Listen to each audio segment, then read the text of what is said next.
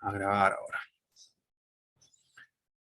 En la clase anterior estuvimos viendo la religión de los ginistas. Ahí estamos viendo los, los ginistas que vimos. Y quiero volver atrás. Ahí sí. Tenemos algunos templos ginistas. Ahí tenemos otro. El fundador tradicionalmente se considera a Gina, pero otros indican que no es el fundador, sino más bien es un reformador, como los reformadores protestantes, por ejemplo. Ellos no creen en el cristianismo, como Lutero o Calvino, Zwinglio, entre otros, sino simplemente están reformando lo que ya existe. El cristianismo del siglo XVI lo quieren restaurar a los originales.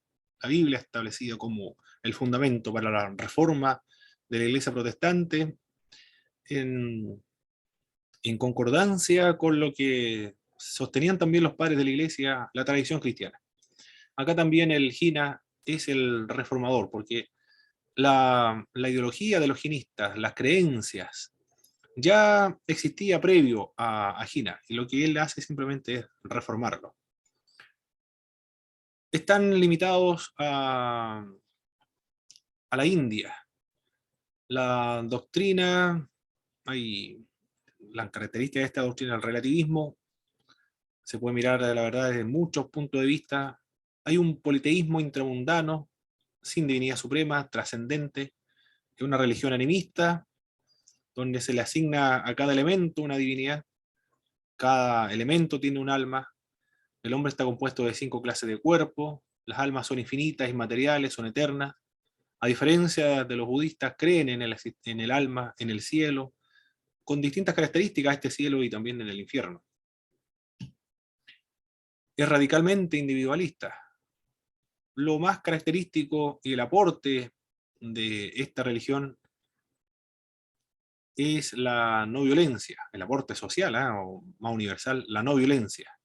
Expresado, algunos señalan que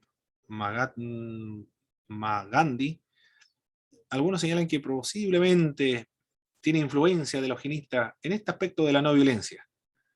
Una contribución extraordinaria porque los indios pudieron independizarse de la colonia británica gracias a Gandhi. El recurso que empleó fue la protesta, pero no violenta. También la mortificación, el ayuno, la legitimación condicionada del suicidio, ayunan hasta el suicidio para algunos monjes que están ancianos, las personas que están también desahuciadas, pueden ayunar y perder la vida en esos ayunos, y tiene valor para ellos, un valor, eh, un valor espiritual, este tipo de suicidio por medio del ayuno. Algunos mandamientos éticos, morales también, vimos. Algunos mandamientos, normas ético-morales son formuladas de modo negativo o prohibitivo. Hay normas para los monjes y normas también para los laicos. Esa es la manera en la cual se estructuran los ginistas, a los monjes, los laicos, hombres y mujeres, para poder salir de este ciclo de las reencarnaciones. Tienen que convertirse en un monje, señalan los ginistas. Eso fue lo que estuvimos viendo en la clase anterior. Los monjes andan con una escobilla para limpiar el piso y así no poder pisar algún insecto, y andan con estas mascarillas también, con la finalidad de impedir que algún insecto ingrese a su cuerpo, o a su boca. Esas son las características de esta religión extrema de los ginistas. Lo que vamos a ver en esta oportunidad es la religión de los judíos, lo que distingue al judaísmo bíblico, cuál el aspecto central también del judaísmo y lo que distingue al judaísmo moderno. Vamos a hablar del judaísmo bíblico y lo distinguible del judaísmo moderno, por qué los ortodoxos, los judíos ortodoxos se oponen al Estado de Israel, y también va a lograr identificar las distintas ramas dentro del judaísmo Y también por qué los judíos jamás han promulgado un credo oficial, como sucede con nosotros los cristianos del occidente. Al estudiar las religiones mundiales nos damos cuenta que las culturas son diversas, las cosmovisiones son diversas. Hemos visto el hinduismo, el budismo, lo de Confucio, el taoísmo, los jinistas también. Y una de las características de estos grupos es que no son uniformes en doctrina. Pueden convivir diversas creencias dentro de una religión. Ocurre también con el judaísmo. Hay varios grupos, pero todos son considerados como judíos. No hay una autoridad central tampoco que establezca lo que se deben creer. A diferencia de lo que ocurrió en el occidente con nosotros, la rigurosidad del dogma de las creencias debe estar muy bien establecida, porque venimos de la cultura de los griegos, donde las verdades son más abstractas, son más finas en la abstracción. En cambio, los del Oriente Medio, son mucho más prácticos. Y también los cuatro grandes sectores del judaísmo que constituyen su anatomía espiritual. Todo eso es lo que vamos a ver en esta oportunidad. Y primero vamos a comenzar con las disertaciones. Vamos a comenzar con la disertación de la pastora Isenia. El tema que va a hablar va a ser el capítulo 3, el budismo. Esta es la religión que vamos a trabajar. No sé si va a utilizar algún PowerPoint, pastora, para compartir el comando. Ah, pero sí. Ya, aquí entonces lo va a hacer anfitrión. Ahí está. Listo. Ahí usted va a tener que recibir a los hermanos que están ingresando, si ingresa alguien.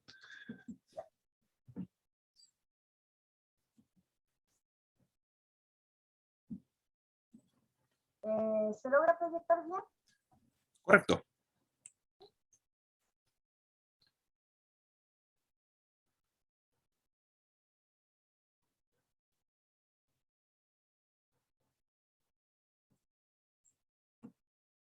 Ya.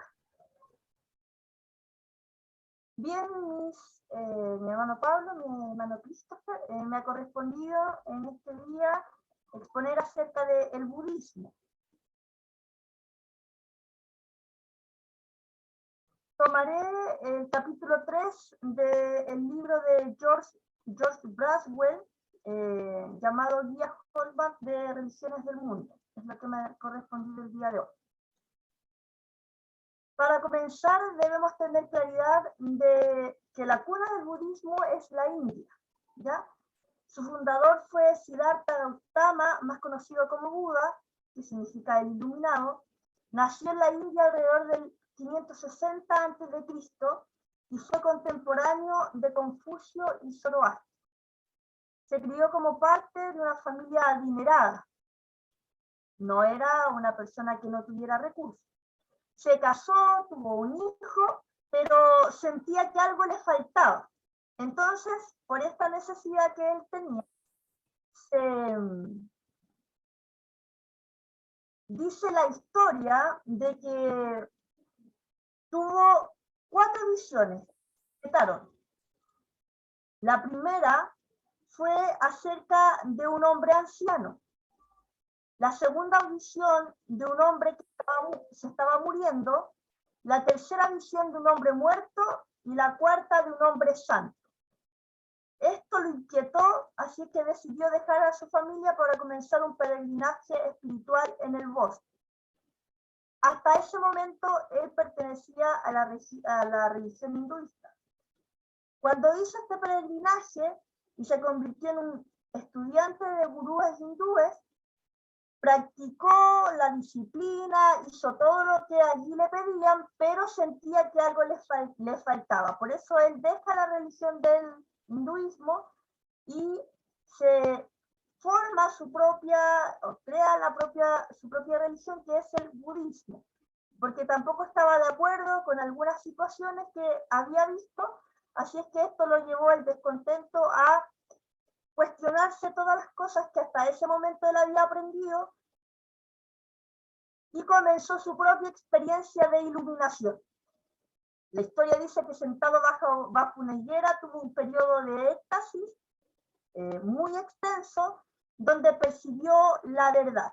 Allí recibió la iluminación. Entonces formuló sus enseñanzas, que son las 4 verdades nobles y el sendero de 8 aspectos o camino óptuple.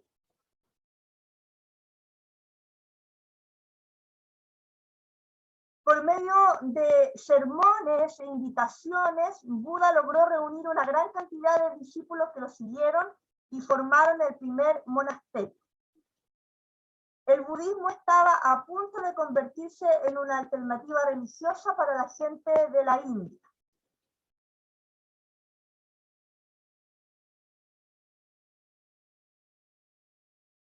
El budismo está presente en la India desde que comenzó, pero se ha esparcido notablemente, ¿ya?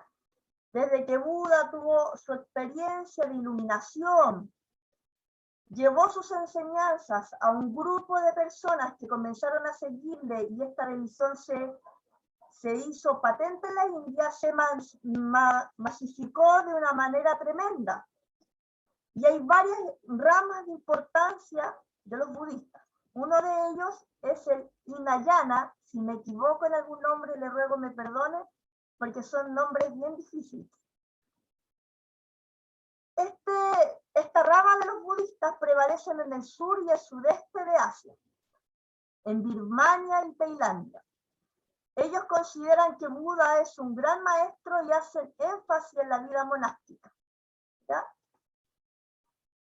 La vida en monasterio para los budistas de Hinayana es importante. También están los budistas Mahayana, que cuentan con gran influencia en el área y en su expansión a través de China y Corea hasta Japón. Los Mahayanas crearon elaborados panteones budistas, los cuales han elevado a Buda y a otros grandes maestros budistas y libertadores que permiten a sus seguidores obtener la dicha absoluta de la vida y el mundo venidero. Y está el budismo del Tíbet, que se le conoce como tántrico o vajrayana. Es una mezcla de Mahayana con pensamientos y prácticas místicas y mágicas. Y el budismo Zen es el más popular en países occidentales. Un maestro Zen enseña y guía a los discípulos con ciertas técnicas y ejercicios de meditación a fin de experimentar la iluminación suprema. El budismo, entonces, debemos tener en claro que no tiene una sola forma. Va a depender de la rama en la cual ellos están, es la práctica que ellos van a tener. Para un grupo es importante el monasterio, para otro grupo no lo es tanto. Otros creen que van a alcanzar la iluminación con prácticas, con saber respirar y todas estas cosas. Y otros que toman y mezclan el budismo como religión y también las prácticas místicas que nosotros podríamos ver. El budismo se ha propagado a más de 30 países y asegura tener más de 300 millones de adherentes, 100 millones de Hinayana, 200 millones de Mahayana y 15 millones de Vajrayana. Quiero hacer un punto en esto, llama poderosamente mi atención la capacidad de extensión que ha tenido la religión del budismo. Creo que hemos sido partícipes de una u otra forma, ya sea por algún comentario, algún reportaje, de que esto llega hasta los rincones que uno a lo mejor no podría imaginar. Y me llama la atención esa capacidad de propagación que tuvieron. Y ellos están muy seguros también de quienes los siguen. No dudan por ningún momento de las personas que siguen su doctrina. De hecho, las personas que hoy día siguen la doctrina del budismo son muy fieles a ellas. Practican de manera muy muy leal las prácticas del budismo. Y eso me llama la atención.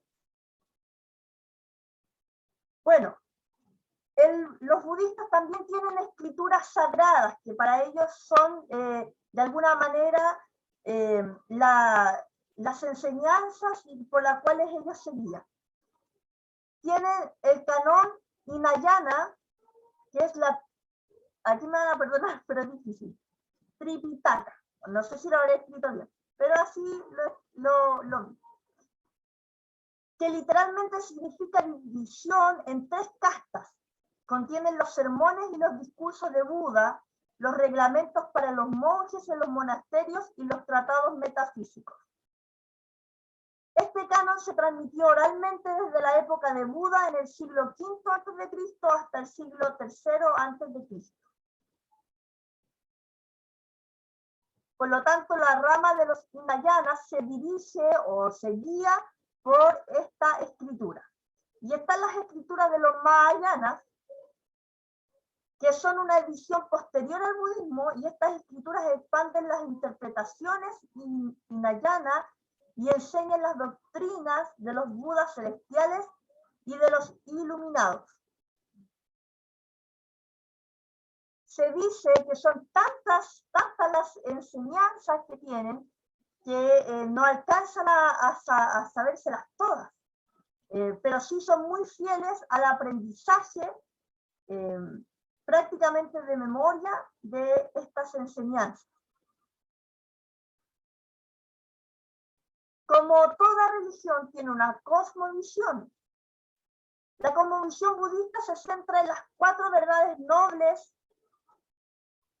Los budistas consideran que el camino óctuple es un sendero para vivir de manera ética y para alcanzar la iluminación.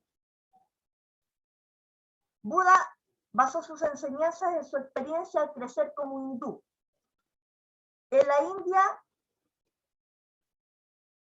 él meditó acerca de las enfermedades, del proceso del envejecimiento y de la muerte. La vida santa vivida por los ascetas hindúes, Buda rechazó, como decíamos al principio, las creencias hindúes de la escritura Veda, de la autoridad Brahmin y del sistema de castas y la idea de un alma individual. Ellos no creían en el alma. ¿Ya? Ellos es una religión más terrenal, lo que viven hoy día presente. Y en el karma y en la transmigración.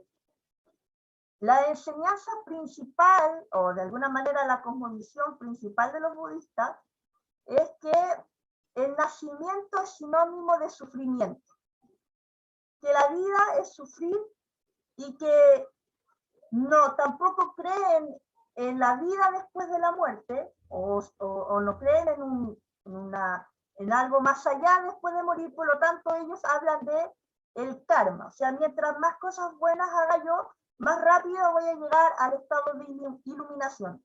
Ellos reprimen sus deseos, reprimen todo lo que pueda hacerles daño, o de alguna manera que ellos consideren negativo, y de esta forma ellos van a alcanzar la iluminación de forma más rápida. También creen que nosotros podemos nacer muchas veces.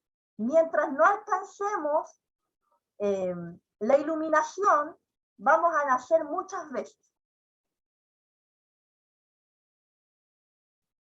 Buda enseñó que el alma no existe. Perdón, me adelanté de... Las 4 verdades nobles.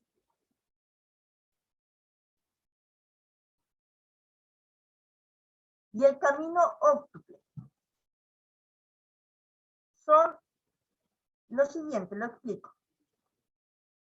En las 4 verdades nobles se dice que toda la vida es sufrimiento, que todo sufrimiento surge del deseo o del apego al deseo. Si no hay apego al deseo, no hay sufrimiento.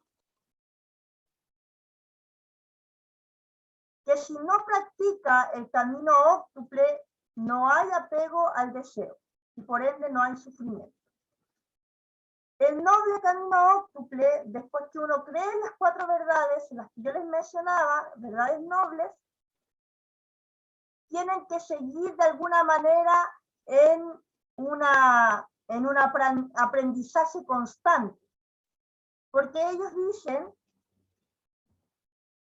que no se puede llegar a la iluminación o al nirvana si nosotros no estamos, de alguna manera, hemos reprimido todo lo que tenemos, nuestros deseos, todo, porque para ellos toda la vida es sufrimiento. El camino óctuple se puede dividir en 3 secciones. En las creencias y las determinaciones correctas. En este caso, quiere decir de que se deben tomar las decisiones correctas. Ellos procuran siempre tomar las decisiones correctas.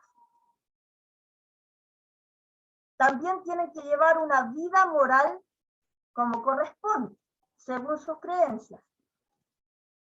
Y tienen que tener también una vida mística o de meditación.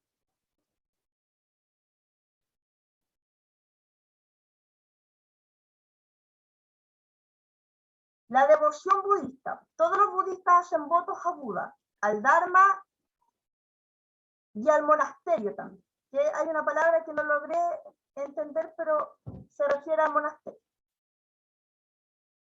Aquí vemos una imagen acerca de un pequeño, un niño, pero que de muy pequeño se les enseña todo lo que tiene que ver con el budismo. Se caracterizan por la vestimenta tradicional de ellos de color naranja, su cabeza rasurada y el alojamiento en el templo. Esto hacía que fuera notorio la separación entre los monjes y los laicos. En ese monasterio ellos deben observar unas 227 reglas. Constantemente deben hacer revisión de ellas. No deben cultivar su propio alimento por temor a quitar la vida de alguna forma animal y de quebrantar alguna de las reglas. Porque al igual como decía nuestro hermano Pablo acerca del cinismo, los budistas también tienen ese cuidado acerca de los animales, de todas estas creencias que de alguna manera tienen ciertas similitudes entre ellas. Por lo tanto, ellos no cultivan su propio alimento. Tienen que esperar que la gente, ¿cierto?, les lleve esto. El nirvana, que es el estado de iluminación ya máximo cuando se ha, de alguna manera, ha muerto el yo de la persona, porque eso es lo que ellos creen en esto, es uno de los términos religiosos más difíciles y enigmáticos de definir. De manera resumida, el nirvana significa extinción. Eso es lo que significa nirvana. Pero hay otras palabras que también se usan para describir el nirvana. Es el fin del sufrimiento, es el remedio para toda la maldad, es la separación o cesación de la transformación. En el fondo, el nirvana es la no existencia. Dejan de existir. Porque dejan de nacer de forma reiterada, según su creencia. Nirvana es no nacer. Buda se niega a especular sobre la vida después de la muerte. Ya entonces, cuando ellos ya alcanzan la iluminación máxima, ellos dejan de existir. Y esa es su esperanza. Por eso ellos hacen todas estas cosas. Aquí vemos la imagen de un templo budista, pero la puse porque me llamó la atención de que ningún templo es igual a otro. Y de alguna forma esto es porque al expandirse tan rápidamente y desde la India moverse a Asia, China, Corea, Japón, ha tenido influencia de otras culturas, de otros pueblos. Entonces, A diferencia del hinduismo, donde hay una unidad y una uniformidad en cuanto a la adoración y la organización en el templo, el budismo muestra variedad de formas en los santuarios y las comunidades monásticas. Ellos no tienen una forma arquitectónica, no, en cada lugar tienen algo diferente.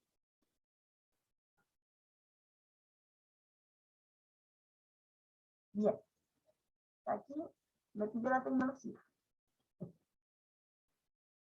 Bien, me llamó la atención del libro, primero que es claro, aun cuando es difícil de entender la religión del budismo. Creo que por cultura es muy difícil entenderla al 100% porque hay cosas que nosotros jamás vamos a practicar ni hacer. Entonces, por lo tanto, es difícil de entender. El escritor trata de ser lo más claro posible, pero aún así, en lo personal, temas como el nirvana me costó entender. Me llamó la atención y debo destacar que la religión del budismo, creo que al igual que muchas otras, tienen una devoción profunda, que llevan su vida a un extremo inimaginable.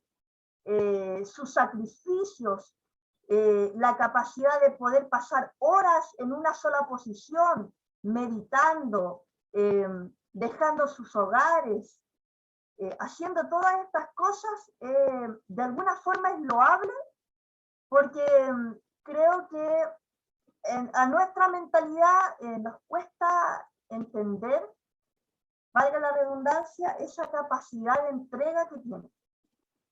Y si debo destacar algo de la religión budista, es eso, esa capacidad que tienen de dar todo. Y literalmente lo dan todo, porque si tienen que pasar hambre, lo pasan. Y de alguna forma nos deja esa enseñanza, porque sabemos que son religiones que no llevan a la salvación, no tienen mayor esperanza, no entregan lo que entrega Cristo para nosotros, pero aún así viven de una manera coherente. Creo que esa es la palabra. Son coherentes con lo que dicen y practican. Y creo que hoy día nos hace falta eso. Ser coherentes con lo que predicamos y con lo que practicamos. Así es que eso, mi hermano Pablo, espero hayan podido entender. Perfecto, muchas gracias, mi doctora Licelia. Muy bien. Esa es la religión budista, ¿eh? Difícil de explicar el nirvana y la transmigración de las almas, o que las personas, porque no creen en almas. La imagen que empleaba para Buda para referirse a esto era una llama de una vela cuando era traspasada a la otra vela. ¿Será la misma llama o será otra llama? Así lo explicaba esta idea de la transmigración de las almas.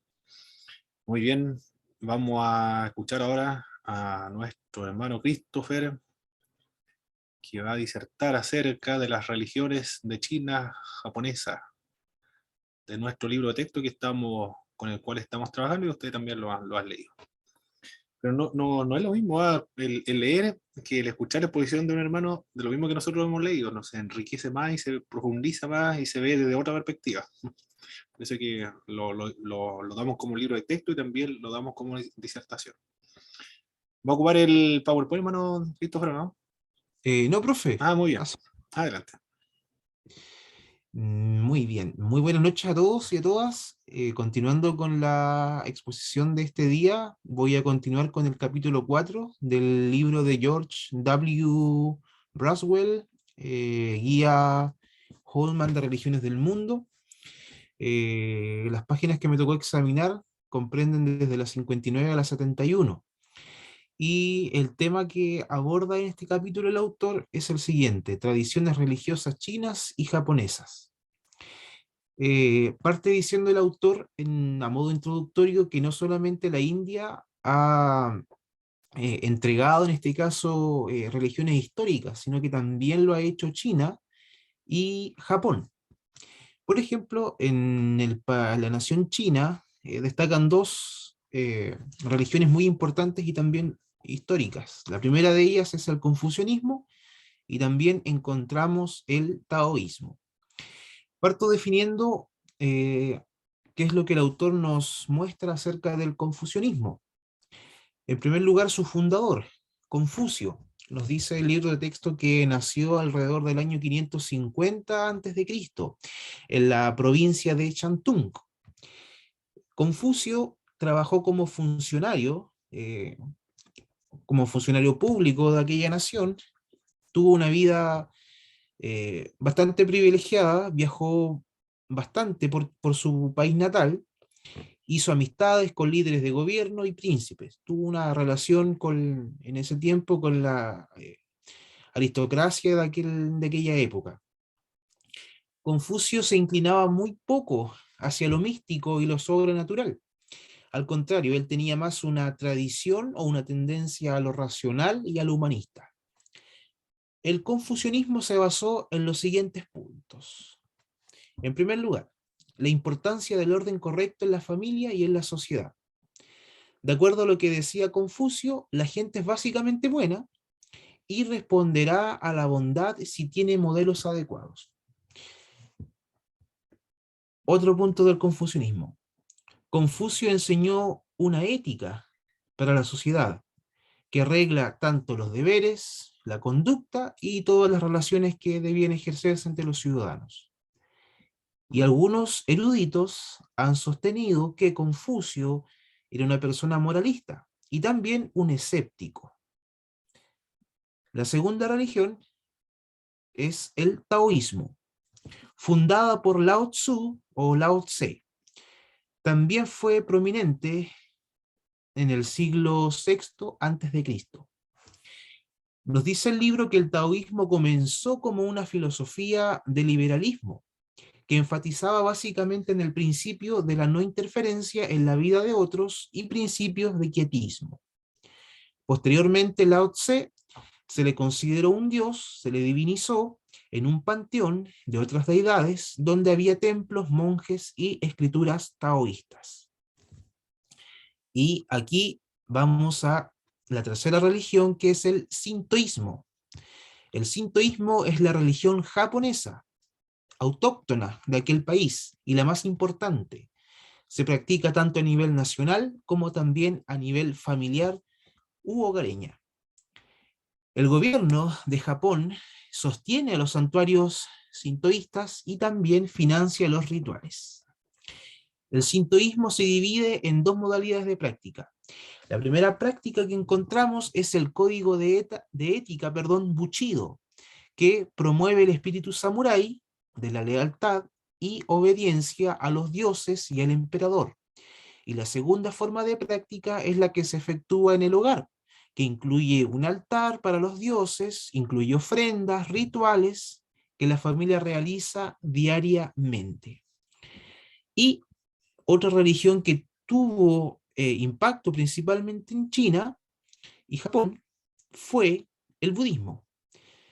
El budismo se manifestó en tres tipos o tres ramas. El primero fue el budismo mayana, que ha tenido gran influencia sobre todo en la sociedad japonesa. Un grupo budista japonés se hace llamar Tierra Pura. Este grupo adora a Amida, que es una divinidad, que le ofrece la liberación hacia un cielo llamado Tierra Pura. Actualmente, más de 14 millones de japoneses se adhieren a este grupo budista. Otro grupo que se manifestó en Japón son los llamados Soka Gakkai, una expresión de budismo japonés del siglo XX, más actual, que declara tener más de 16 millones de adherentes. Este grupo es dogmático, militante y tiene la cualidad también de ser un budismo misionero. Y un tercer y último grupo budista son los budistas Zen. El profesor D.T. Suzuki se ha convertido al Zen de tinte japonés en una disciplina muy popular en Occidente. Tanto China como Japón tienen una cualidad en particular de acuerdo al orden religioso que ellos practican. Ofrecen a la gente experiencias religiosas muy variadas y numerosas. También hacen hincapié en la gran cantidad de seres y espíritus divinos en quienes ellos creen y adoran. También en ambos pueblos existe el culto a los antepasados, donde se honra y venera a familiares o figuras nacionales como emperadores ya fallecidos. Los clásicos confucianos y los escritos taoístas y sintoístas. Aquí vamos a ver un poco acerca de la literatura de estas tres religiones. Partimos con la literatura del confucianismo. Nos dice el libro de texto que se puede agrupar en dos categorías primarias. Primero tenemos los 5 clásicos, que es su primera línea de literatura, y también tenemos los 4 libros. Esta literatura no se le considera una revelación divina, como es en el caso del cristianismo, por ejemplo, donde la Biblia es inspiración divina, o también el Corán, ya que no fue escrita ni por Confucio ni por sus discípulos. Hay dudas en cuanto a la autoría del material. Los 5 clásicos, el primer orden de la literatura confucionista, se compone de los siguientes 5 libros. El primero es el libro de los cambios, el segundo es el libro de la historia, el tercero es el libro de la poesía, el cuarto es el libro de los ritos, y el último se llama Los Anales de Primavera y Otoño. Estos escritos incluyen un manual para adivinar la suerte, los deberes civiles, baladas y sátiras. También encontramos rituales y canciones de índole amorosa. Por otro lado, el segundo orden de libros del confucianismo. Los 4 libros son los siguientes: los Analectas, el libro de Mencio, la doctrina del método y el gran saber. Las Analectas incluyen los dichos de Confucio. En cuanto a la literatura del taoísmo, encontramos los siguientes libros: el Tao Te Ching, el Xiang Tzu y el Tao Tsang. Como movimientos filosóficos y éticos, con el tiempo surgieron sacerdotes y templos. Aquí un paréntesis: el libro de texto no nos informó acerca del tipo de literatura que encontrábamos en el sintoísta, en la religión sintoísta. No lo mencionó, quedó al debe ahí el autor. Bien, en cuanto a la vida religiosa de las 3 religiones, los templos, tanto confucianos como taoístas, y los santuarios sintoístas. Los templos confucianistas. El confucianismo ha apoyado la antigua práctica de la veneración de antepasados entre los chinos. Esta práctica tenía lugar tanto en el hogar o en el templo familiar, cuando los miembros de la familia se reunían alrededor del altar. El proceso era el siguiente: sobre este había una placa de madera con el nombre del antepasado. En el altar también había una imagen de Buda y una placa o una imagen de Confucio. Y después de la muerte de Confucio surgió también el culto para honrarlo tanto en templos, en altares o en imágenes. Los templos taoístas. El taoísmo ha elaborado muchas ceremonias, rituales y ha desarrollado profesionales religiosos para satisfacer tanto las necesidades de la popular región. En China, en el siglo II después de Cristo, comenzó un movimiento de sanidad y avivamiento liderado en esta oportunidad por Chang Ling, quien declaraba haber recibido inspiración por una aparición del espíritu de Lao Tse. Los sacerdotes que encontramos en el taoísmo son populares y varían en sus funciones. Algunos están casados, otros llevan una vida de celibato y monástica, algunos administraban los rituales de los templos con imágenes de varias deidades, otros sacerdotes, por ejemplo, tomaban parte en prácticas como la adivinación, el exorcismo, el ser un medium, para con el mundo de los espíritus, algunos templos, y esto fue lo que más me llamó la atención, tenían un inmenso ábaco o una máquina calculadora que le recordaba a los seguidores del taoísmo el llevar la cuenta de sus acciones tanto buenas y malas. Y por último, encontramos los santuarios sintoístas. Los santuarios de la religión sintoísta varían en tamaño y también en forma y estatus, pero hay temas y motivos comunes que los unen. Y este tema en común es que los sintoístas consideran el santuario como un lugar puro, en medio de un mundo impuro. Cuando la persona que profesa el sintoísmo acude al santuario, debe entrar, debe lavarse y usar una rama verde para barrer y sacar las impurezas del camino. Nunca se debe llevar un cuerpo muerto a un santuario porque lo contaminaría. Y finalmente, a través de rituales y danza, las fiestas sintoístas en el santuario demuestran un ambiente de gozo, espíritu positivo y comunión con una realidad espiritual. Eso es lo que me corresponde hablar acerca del capítulo 4 del libro de texto. En cuanto a la opinión crítica del libro, los puntos fuertes que podemos encontrar es que es un libro muy claro, se hace de muy fácil lectura para cada persona, tanto para un estudiante, un cristiano, un laico, cualquier persona que quiera adentrarse en algún tipo de religión. Considero que, como su nombre lo indica, es una buena guía para poder conocer y tener una perspectiva más amplia acerca de cada religión, principalmente en las religiones orientales.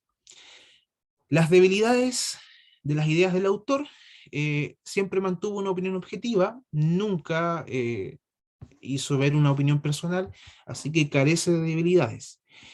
¿Qué debió haber incluido el autor? Considero que en la forma de ordenar su información podría haber ido detallando religión por religión, ya que en algunos casos partía hablando de una religión, posteriormente se saltaba a otra conclusión y así sucesivamente. No ordenaba de forma sistemática sus ideas. La importancia: estamos viendo y hablando acerca de religiones, estamos viendo la búsqueda espiritual de seres humanos a lo largo de todo el mundo. A los cristianos, para los cristianos son religiones nuevas, desconocidas, con costumbres y con dogmas que quizás no están en lo que nosotros leemos y practicamos en el cristianismo. Pero como hablábamos en un inicio, es necesario entender y comprender los métodos y la búsqueda y la necesidad espiritual que cada persona a nivel mundial tiene. Y nuestra responsabilidad es conocer en primer lugar la fe que tienen y tener algún punto en común y empezar a establecer un diálogo a fin de en algún momento presentarles nuestras inquietudes y también si aquella persona no se siente a gusto, por ejemplo, con la religión que profesa, si es un taoísta y encuentra que no tiene todas las respuestas, estar ahí asertivamente presentando el Evangelio de Jesucristo.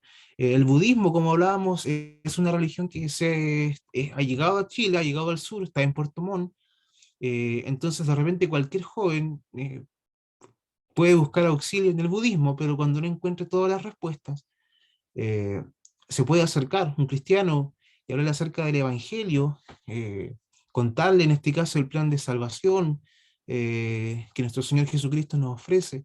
Entonces, para entablar un diálogo así necesitamos conocer la persona que está al frente, y es necesario estudiar, aparte de las Sagradas Escrituras, también qué es lo que creen las demás personas. Así que estudiando textos como este, considero que es una herramienta muy útil para nosotros, para de alguna forma no salirnos de nuestro dogma, sino al contrario, tener una mirada global acerca de qué es lo que existe fuera de nuestras iglesias, por ejemplo. Así que eso sería, profesor. Muchas gracias. Muy bien, hermano Christopher. Excelente las disertaciones. Ahora vamos a ver la religión correspondiente hoy día, que es el judaísmo. Ahí está. Muy bien. El judaísmo, entonces. Recuerde que para cualquier pregunta puede activar el micrófono y plantearla. Interrumpir la clase sin problema. Muy bien. Hoy día tenemos el examen. Se lo voy a enviar una vez que haya finalizado la clase. La segunda parte no tenemos clase, pues esto que corresponde al examen. Y el examen son de las tareas 3, 4 y 5. Según las estimaciones hechas, una tercera parte de la civilización occidental lleva la impronta de sus antepasados judíos, es decir, la influencia del judaísmo sobre el occidente. Lo sentimos principalmente los nombres que le damos a nuestros hijos. Abraham, principalmente los evangélicos, ¿eh? Abraham, Isaac, Rebeca, Adán, Noé, Sara, entre tantos otros nombres que provienen del judaísmo, pero principalmente del Antiguo Testamento. En las obras de artes como David, en la Capilla Sixtina, por ejemplo, el rey David, de Miguel Ángel, la Divina Comedia, por el escritor, la literatura, en las pinturas, la literatura de Dante, fue El Paraíso Perdido por Milton. Son algunas influencias del judaísmo sobre el mundo occidental. Si la clave del éxito de los judíos no se encuentra ni en su antigüedad, recuerdo hace mucho tiempo, de un libro de 78 aproximadamente, alguien escribió acerca de la historia de las civilizaciones y entre ellas se encontraban los judíos. Pero decía que, a diferencia de las otras civilizaciones, esta no tenía ninguna importancia en cuanto a la escritura, en cuanto a la política, o que haya contribuido notablemente para la humanidad. Solo se basa su influencia y su importancia en las civilizaciones del mundo en la religión. Esa es su influencia, su contribución al mundo, la religión. Justo Houston Smith, uno que de una autoridad acerca de la filosofía y de las religiones del mundo, dice que la clave del éxito de los judíos no se encuentra en la antigüedad porque surgen los judíos en una época tardía en cuanto a al surgimiento de las civilizaciones como de los sumerios, los acadios o los egipcios. Cuando estos ya estaban, después aparecieron los judíos, cuando estas civilizaciones ya existían. No está en su antigüedad entonces la importancia, ni tampoco en las dimensiones de su tierra porque es relativamente pequeña, ni tampoco de su historia porque Houston en mí dice que la historia es aburrida de los judíos, no es tan importante. No es tan trascendental tampoco para la historia de la humanidad como sí, los asirios, los persas, los griegos, los romanos, entre tantas otras naciones del mundo.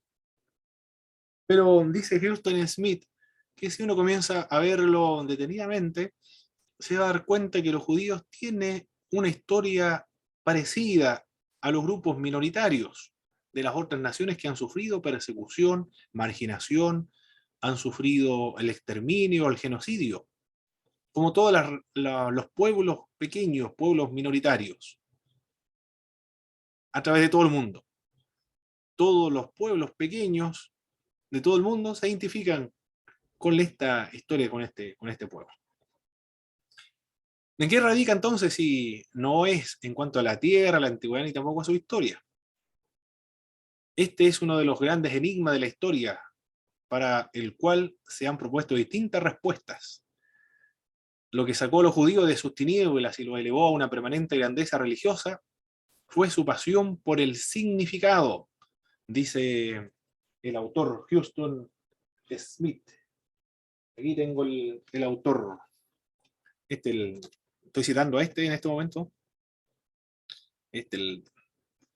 Las grandes religiones del mundo. Dice que lo que saca o catapulta a los judíos como una de los pueblos muy importantes y trascendentales de la historia es su pasión por el significado de Dios, por ejemplo, el significado de la creación, el significado de la existencia humana, el significado de la historia, el significado de la moralidad, de la justicia, del sufrimiento, del mesianismo, de la consagración de la vida, del pueblo escogido de Israel. A cada uno de estos elementos le ha dado un significado. Esa es la contribución fundamental del judaísmo, señala este autor. En la Biblia se llama hebreo Abraham por el nombre de uno de sus antepasados, Heber. Dice Génesis capítulo 11, versos 10 al 32.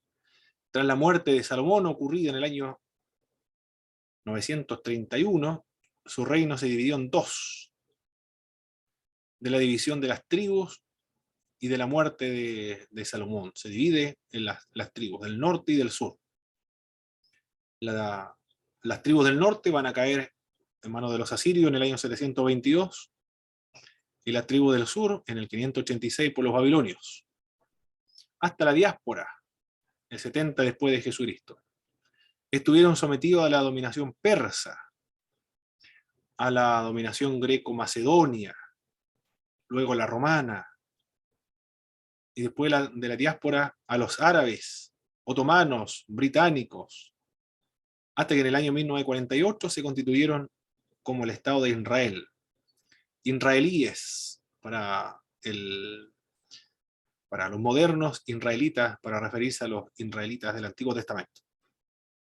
Bajo todos estos pueblos ha estado sometido los judíos, Asiria, Babilonia, Persia, griego, romana, árabe, otomano, británica.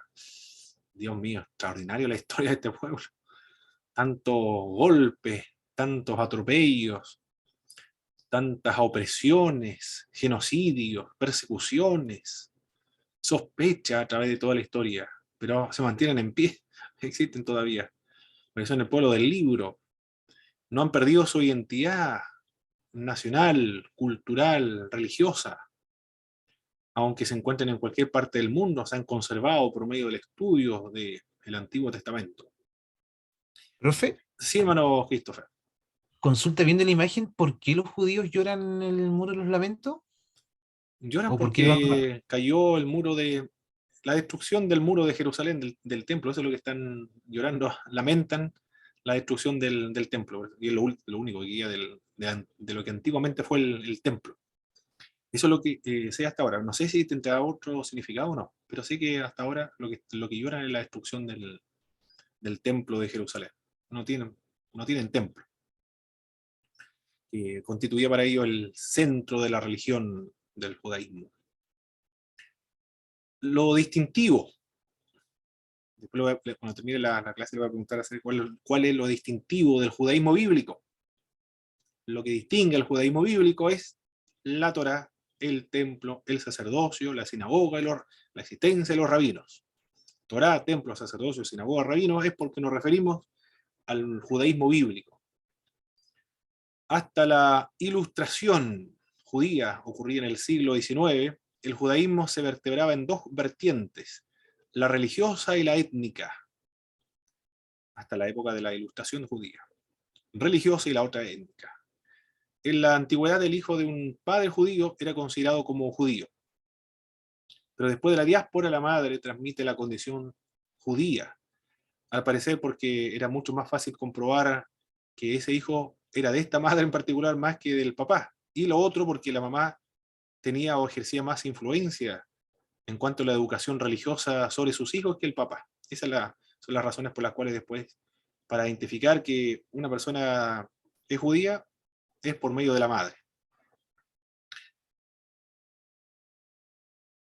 La vida y la religiosidad del pueblo judío ha gravitado en torno a la Torá, que la ley, enseñanza o instrucción significa, y al arca de la alianza, hasta Salomón, alrededor del templo de Jerusalén, o el templo jerosolimitano, desde Salomón hasta su destrucción y desaparición de su sacerdocio en el año 70 después de Cristo. Desde entonces hasta la Ilustración, alrededor de la sinagoga y de los rabinos o maestros de la ley, que surgieron cuando los deportados en Babilonia carecían de templo, y que con el tiempo se convirtieron en autores de la Torá o la tradición oral, la Misná y también el Talmud, o comentario de la escritura revelada del Pentateuco. Esa es la Misná y el Talmud. Sus intérpretes, supervisores del culto sinagogal, juez y profesional al servicio de la comunidad judía fueron los escribas.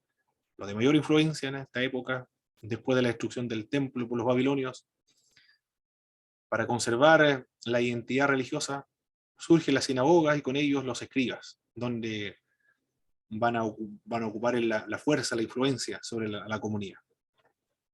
Durante los 3000 años los judíos continúan existiendo, pese a las increíbles desventajas, adversidades que han tenido que afrontar, y en proporción a su número, han hecho más contribuciones que ningún otro pueblo a toda la civilización, dice Houston Smith. Increíble, ¿eh?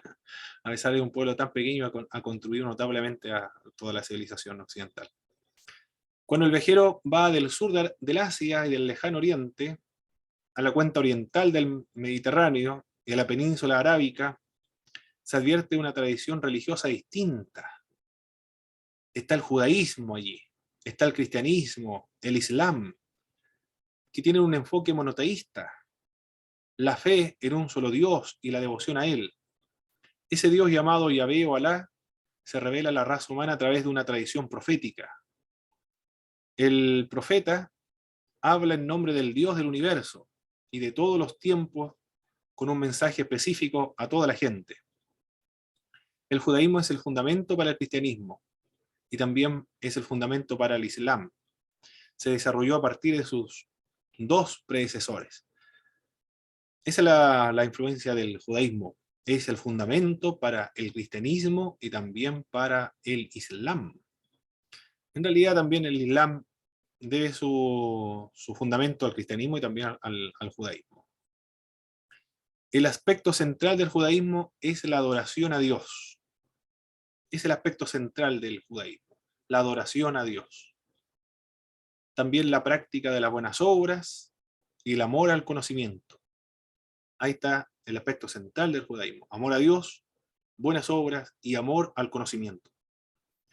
El calendario judío se basa en las observaciones de las fiestas, los feriados, celebraciones comunitarias, familiares. En el judaísmo existe una profunda unidad en lo que respecta a la historia de este pueblo, a la literatura de este pueblo, a la oración y el estilo de la vida religioso. Hay judíos en prácticamente todo el mundo, sin embargo no son una religión misionera. Esa es lo otro que destaca este grupo: no son una religión misionera. Eso era lo distintivo del judaísmo bíblico. Ahora, lo distintivo del judaísmo moderno, la Ilustración y el sionismo. Entre los no judíos se tiende a identificar judaísmo y religión tradicional, bíblica y rabínica. El judaísmo moderno empieza con la Ilustración, o la Ascalá, o la iluminación, o búsqueda de la verdad solo desde la razón, con la marginación y hasta negación de lo inaccesible a la luz de la razón, es decir, de la revelación sobrenatural, lo rechazan. Aquí estamos viendo en la ilustración del judaísmo la influencia del occidente hacia estos pueblos, porque se encontraban también en el occidente. Se estableció la razón en este grupo como la norma para determinar el conocimiento de la verdad. Se margina entonces lo sobrenatural. En el judaísmo moderno no existe lo sobrenatural. Casi al mismo tiempo, en torno a la publicación del libro del Estado judío, en el año 1895, de Teodoro Herz, brotó el sionismo, que aspiraba a la ocupación de la tierra prometida, la formación de una lengua desde el hebreo bíblico y el rabínico, etc. Aunque se discutió cuando iban a volver a la tierra prometida, cuál iba a ser el idioma oficial. Si iba a ser algunos estaban indicando que podría ser el ruso, otros podría ser el alemán. Finalmente quedó el idioma oficial de esta tierra, el hebreo, obviamente. Ese era el más acertado. En el año 1948, estos objetivos de Teodoro Herzl, que estableció o que escribió en su libro, fueron por fin cumplidos estos objetivos, 1948, cuando se funda el Estado de Israel. No se debe confundir judíos con el Estado judío, no es lo mismo, porque en Palestina habían habido judíos ortodoxos durante casi toda la diáspora, es decir, del año 70 hasta 1948, en Israel, en Palestina, siempre existieron comunidades judías. A mediados del siglo XIX se concentraron en algunos barrios, especialmente en un barrio 100 por 1, significa Mea Sharim, 100 por 1, han sido el núcleo de la resistencia antisionista. Y estos judíos que siempre estuvieron ahí en la tierra palestina, antes de la existencia del Estado judío, se oponen y resisten al Estado judío, son antisionistas. Y en el año 1948 contra el Estado de Israel. Es decir, grupos que viven en Israel se oponen al Estado en el cual ellos se encuentran ahora. Porque tenían muy buenas relaciones con los árabes, con los musulmanes, no había problemas. Pero comienzan estos problemas con la existencia del Estado de Israel cuando llegan a este territorio. Estos son los oponentes. Por eso ahí vemos un cartel de este judío ortodoxo.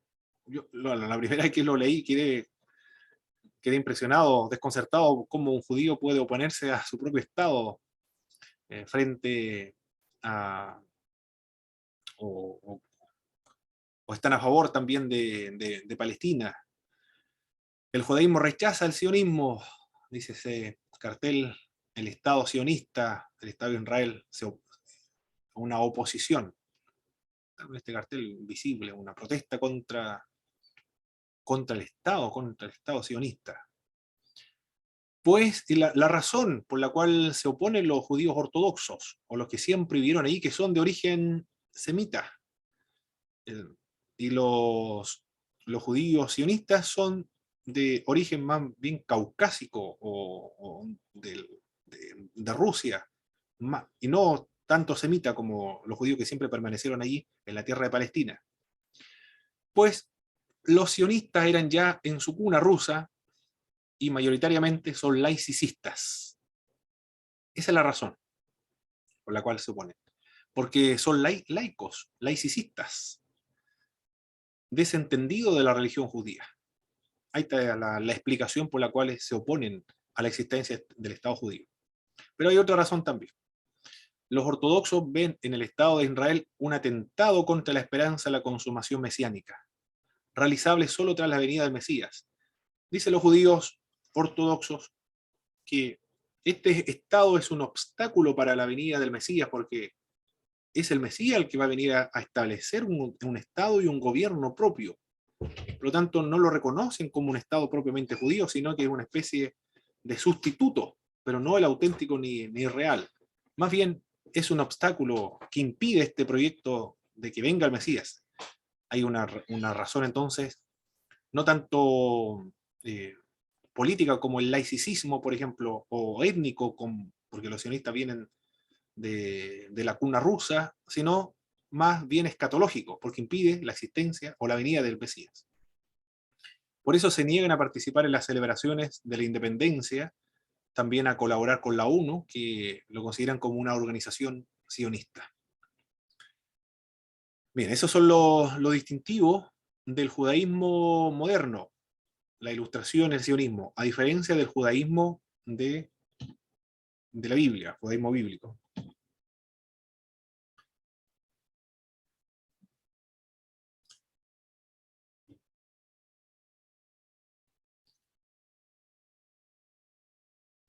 Las principales ramas del judaísmo. Existen varias ramas, como ocurre con el hinduismo, el budismo, en el cristianismo también, varias ramas dentro del cristianismo.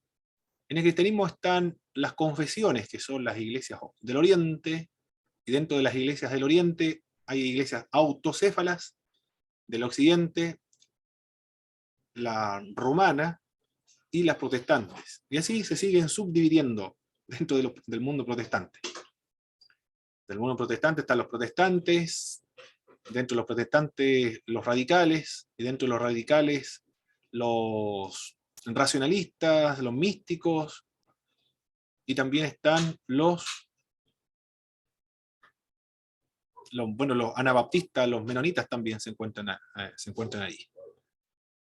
Y los evangélicos después, pentecostales, neopentecostales, iglesias emergentes, esas son las subdivisiones dentro de las iglesias protestantes. También en el judaísmo existen estas ramas, distintos grupos de concebir la religión, y todos son y están dentro y pueden ser clasificados dentro del judaísmo. Están los reformistas. Con la irrupción de la Ilustración, fragmentó el judaísmo en 3 ramas principales. Cuando viene la Ilustración, cuando indicamos Ilustración, todo se juzga en base y a la autoridad de la razón. Lo que no sea racional se desecha. Lo sobrenatural se desecha entonces porque es inconcebible para la razón. La reformista también se le llama progresista, liberal. Así como existe el progresismo, el liberalismo teológico en las iglesias protestantes, también en el judaísmo existe esta línea liberal, gestado en el seno de la Ilustración, en las últimas décadas del siglo XVIII.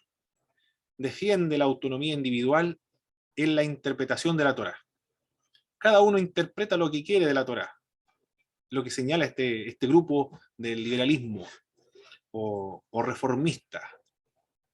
Y de los misbot o mandamientos. Introdujo la idea de una revelación no dicha de una vez para siempre. La reformista señala que la revelación es evolutiva. Ahí está la otra distinción de este grupo liberal o reformista. La revelación es evolutiva, no una vez y para siempre. Esta revelación evolutiva está adaptada al contexto sociocultural de cada momento histórico. En este sentido es relativista, porque relativistas son los contextos históricos en los cuales existen estas comunidades judías, a las que deben adaptarse y están predispuestos a recibir una nueva revelación, de acuerdo a ese contexto en el cual se encuentran. Consideran esta rama reformista el Mesías como un mero símbolo de una sociedad idílica de paz y fraternidad. El Mesías entonces no es un personaje histórico, sino que el Mesías es una metáfora, una ilustración para describir el estado ideal. Admite la ordenación de mujeres cantoras y rabinos, y también admite la homosexualidad, el aborto, la ideología de género, como ocurre en el protestantismo liberal o el protestantismo modernista. Lo más probable es que esta rama de los reformistas liberales es el resultado o influjo de la teología liberal alemana, principalmente de la escuela de Tubinga, Europa, de Holanda, la Universidad Libre de Ámsterdam, entre otras universidades, facultades, influyeron también a los judíos, por eso que la característica es la misma que el mundo protestante liberal. Pero también, como existen dentro de los grupos protestantes, aparte de los liberales, están los ortodoxos, o acá serían dentro del mundo protestante serían los fundamentalistas, o dentro del catolicismo romano los ultraortodoxos. Los ortodoxos se creen heredero directo de la tradición religiosa de los judíos. Ellos son los que se oponen al Estado de Israel actual y al movimiento sionista. Promueven la fidelidad plena a la Torá y al Talmud, el cumplimiento escrupuloso de sus 613 mandamientos, la creación de escuelas para los rabinos, vinculado a la cábala de origen español. Si un muy elevado número de reformistas son laicistas, masones, los ortodoxos expulsan a sus miembros y se incorporan a la masonería. Laicista, este vocablo, término de laicismo y laicista, hay una diferencia entre uno y otro. Laicismo es tolerancia frente a o la separación o permitir que existan varias religiones dentro de un Estado. Permitir y tolerar la existencia de diversos grupos religiosos dentro del Estado, y también el Estado tiene la responsabilidad de cuidar, darle libertad de culto a estos grupos, protegerlo. En cambio, el laicismo es más agresivo. El laicismo quiere eliminar la religión de todo el ámbito público. Ya no protege, el Estado no le da garantía de seguridad a las religiones, sino ahora es más agresivo, quiere eliminarla de lo público. Y si hay reformistas, son todos laicistas.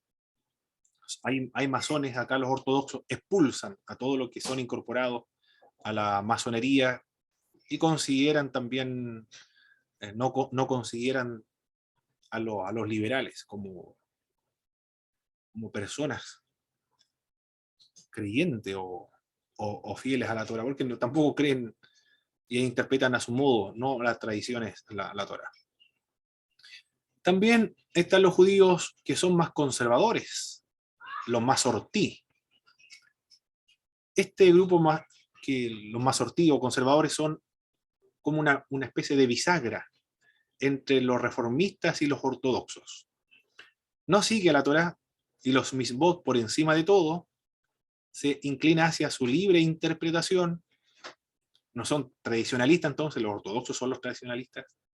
No siempre se basan en la tradición rabínica, suavizan algunas disposiciones talmúdicas, permiten conducir un auto en sábado hasta la sinagoga más próxima, algo que no pueden hacer los ortodoxos. Incluir a las mujeres si es preciso para el número de 10, para comenzar el culto en una sinagoga, para comenzar una sinagoga.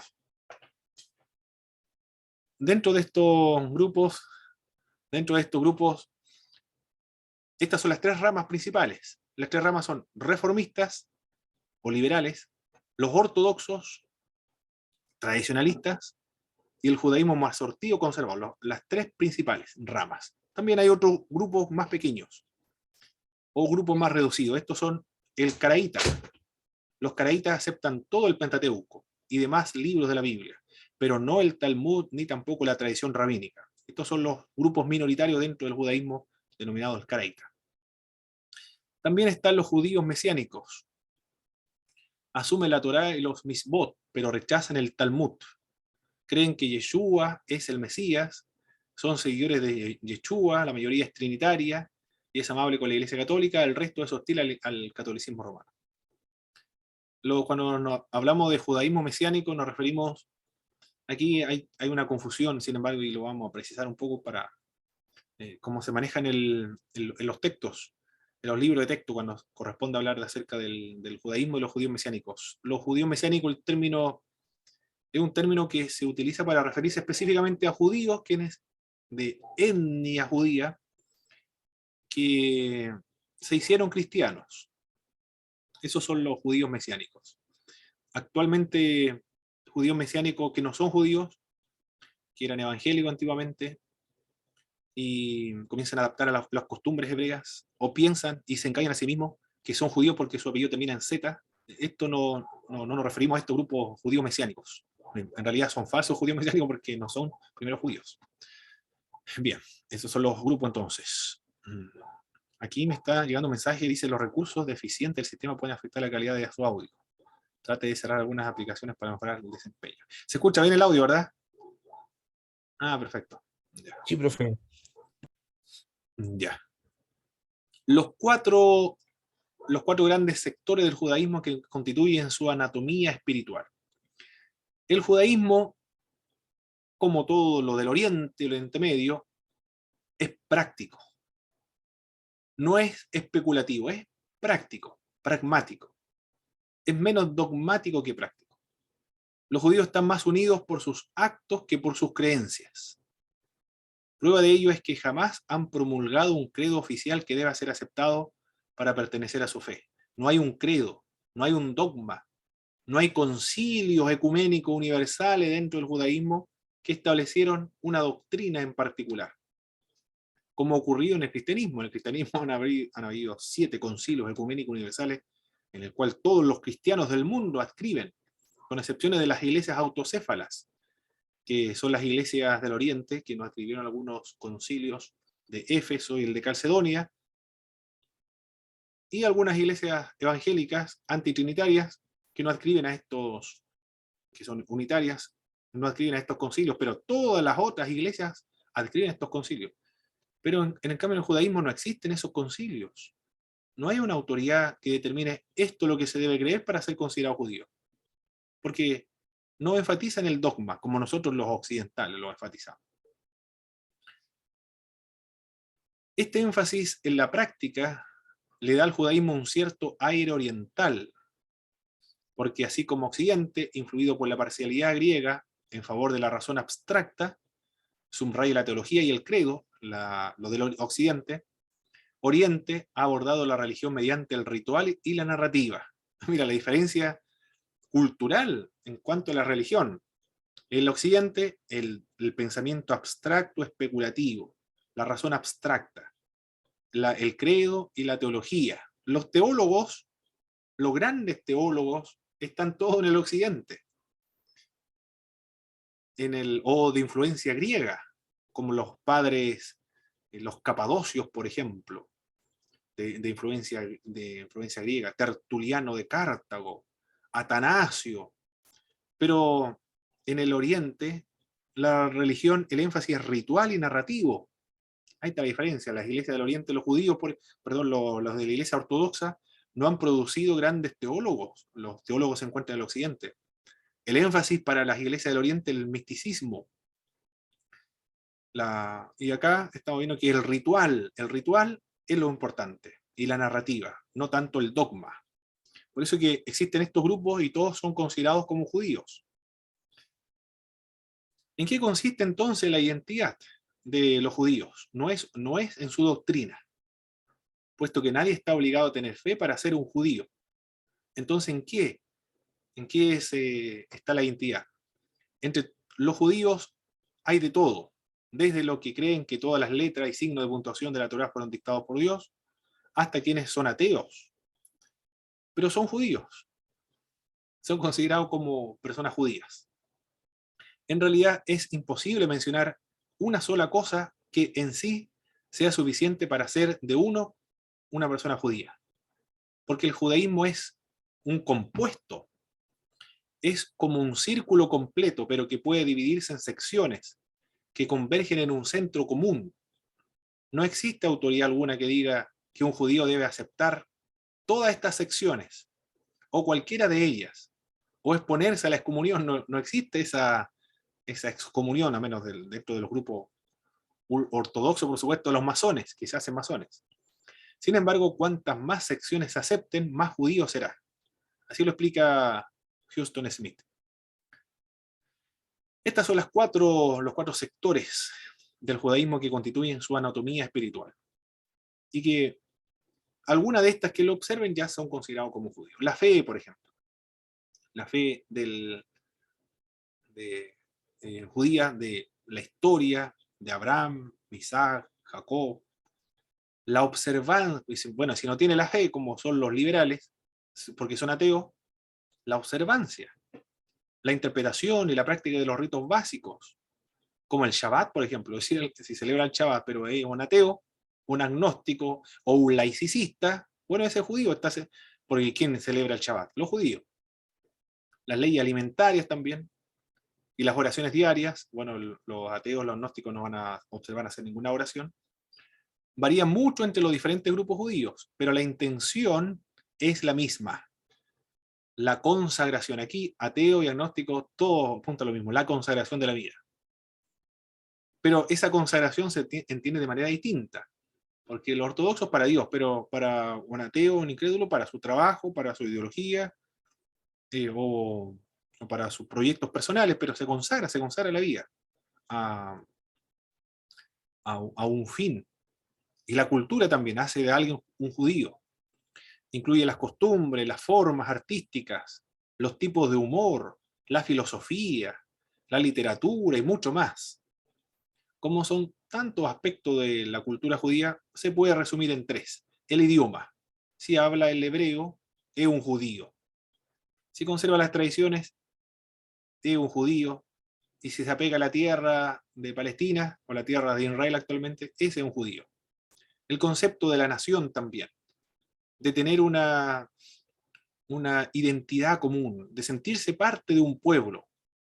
Eso ya le otorga la identidad a una persona que es judía. Aquí también, dentro de todas las naciones, también ocurre así. No necesariamente tiene que ser de la etnia para ser considerado como de una nación, por ejemplo. Si se siente parte de este grupo, que es una nación, se considera como parte de esa nación. ¿No?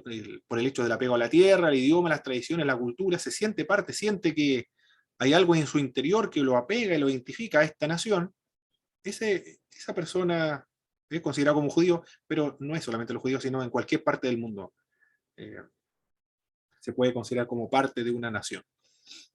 Estos son entonces los grandes sectores del judaísmo que constituyen su anatomía espiritual: la fe, la observancia, la cultura y también la nacionalidad o la nación. Ahora pueden activar su micrófono y vamos a responder las siguientes preguntas.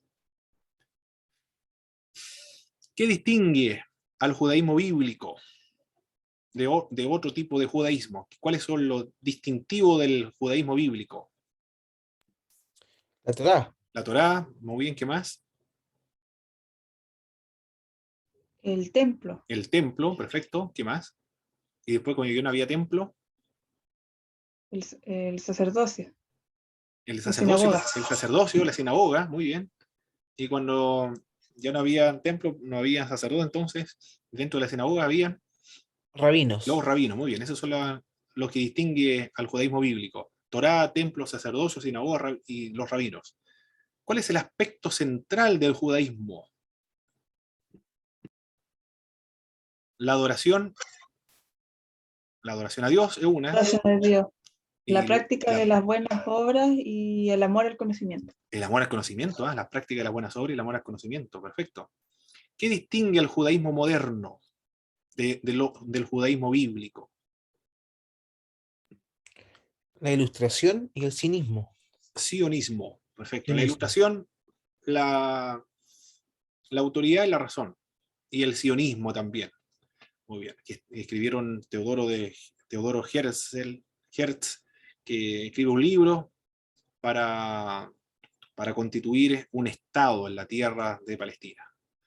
No, originalmente no se estaba pensando dónde lo iban a hacer, en Rusia, en parte de Alemania, en alguna parte donde hubiese tierra, pero finalmente se terminó ahí en Israel.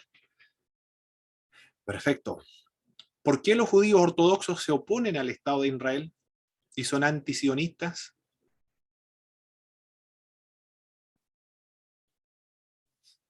¿Cuál es la razón? Una era porque siguen esperando el Mesías. Muy bien. Esa es una.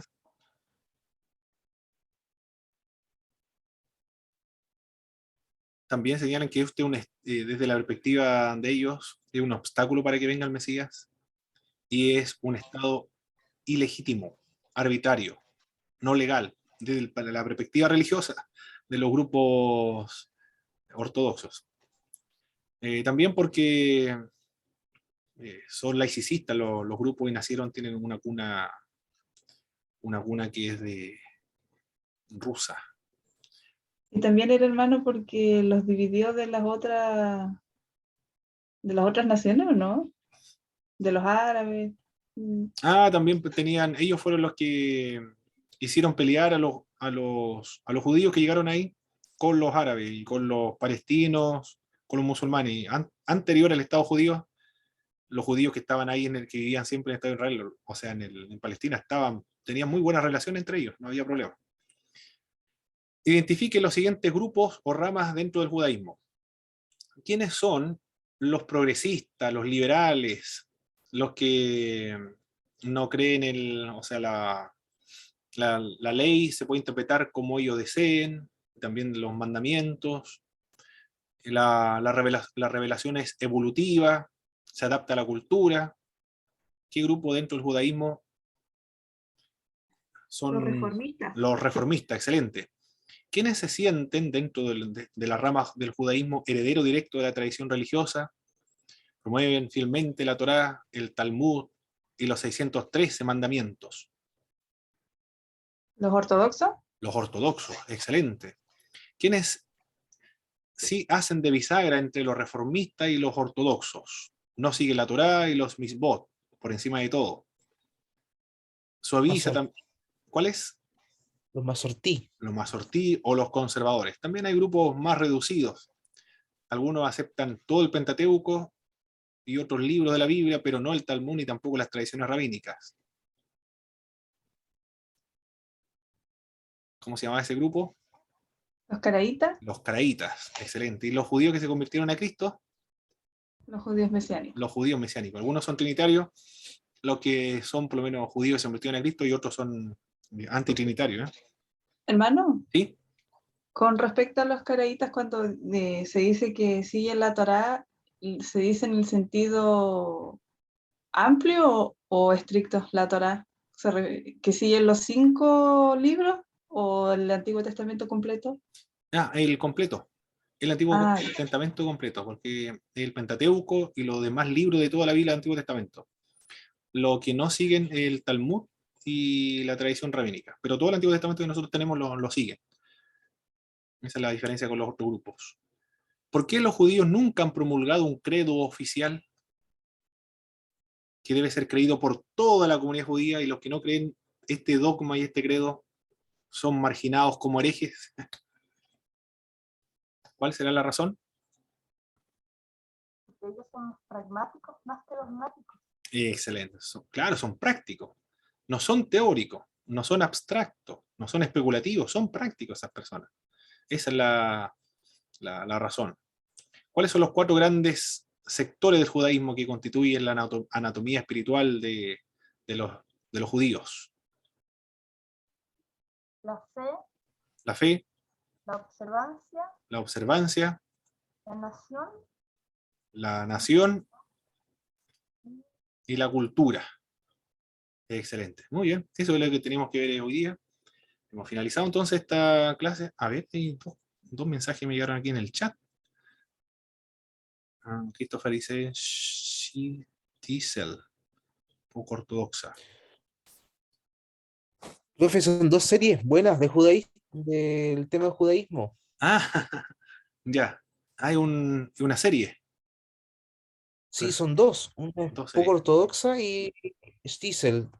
Ok. Pero explican el judaísmo sionista, lo que usted nos comentaba, el sionismo, desde cómo se vive el Perfecto. sionismo.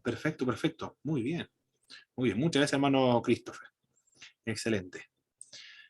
Vamos a finalizar entonces con una oración